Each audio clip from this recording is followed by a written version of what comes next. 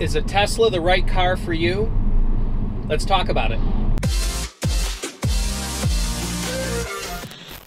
Today's video, I'd like to discuss how to know whether or not a Tesla is the right car choice for your situation. And a lot of this comes from just my own analysis of my requirements for a car, my finances, I don't know, my personality, what I desire in a vehicle.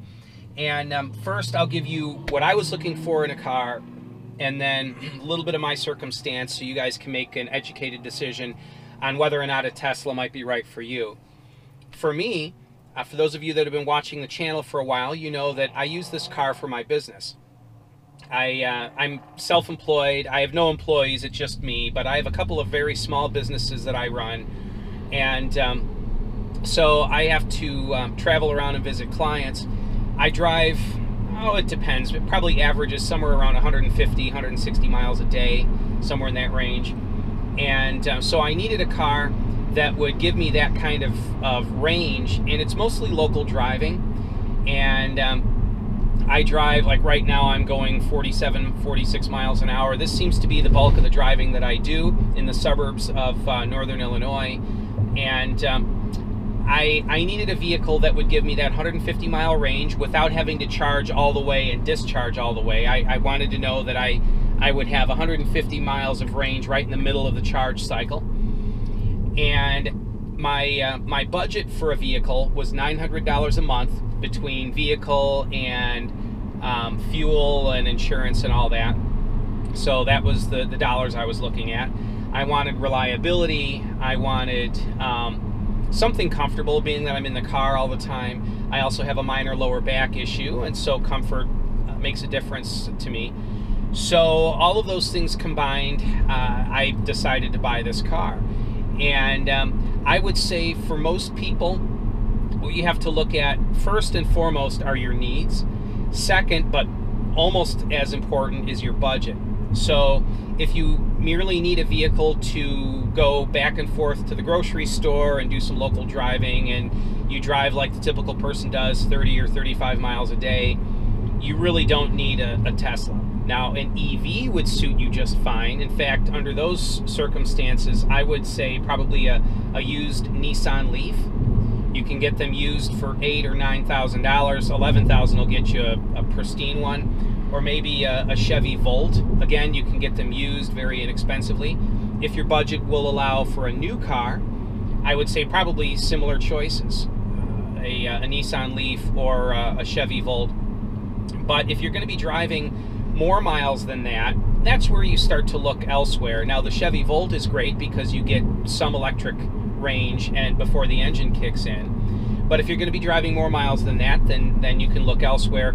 Also, if your budget is high enough to allow for a more expensive vehicle, then you can start looking at a Tesla.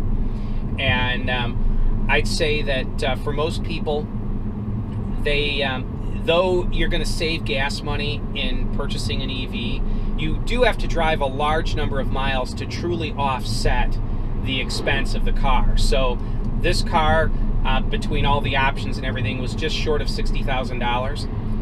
That's not cheap. That's about twice what most people pay for a car. Now, I drive so many miles that the fuel savings actually just about pays for the car.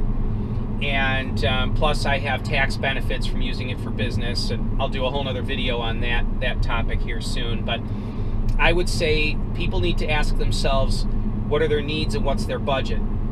Beyond that, you have to ask yourself if the Tesla lifestyle is something that you want to embrace.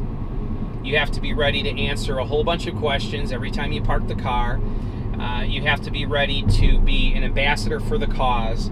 And but also Teslas are they're an interesting car. It's such a nice car that you find yourself warning people, be careful, if you're you have, my son wears baseball cleats, be careful with the cleats in the car. And it just, any new car you want to take care of, but the more expensive the car, typically the more picky and finicky you're going to be about the way people treat it. And it's just the way things are. My previous car was a Ford C-Max hybrid, and I didn't really care if people were had dirty hands or feet or, you know, clothing when they climbed in that car. But with this thing, it's an expensive enough car that I'm much more careful with this car and more picky about what people bring into the car.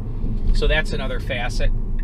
But I would say that it's a personal decision, but if you drive a large number of local miles and you can afford a $700 to $900 a month car payment, and you want the performance and the other features that are found in a Tesla, by all means go ahead and do it. I don't regret this purchase at all. I am very glad that I bought this car, but if my budget were tighter, I don't think I would have bought it.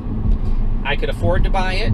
It suited my needs, so I went ahead and bought it. So that's something that you need to consider. But anyway, thanks for watching, guys. Give me a thumbs up, like, and subscribe if you haven't already.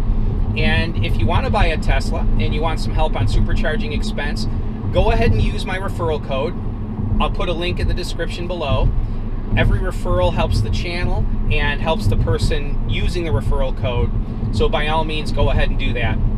So thanks, guys. Look forward to the next video. Bye-bye now.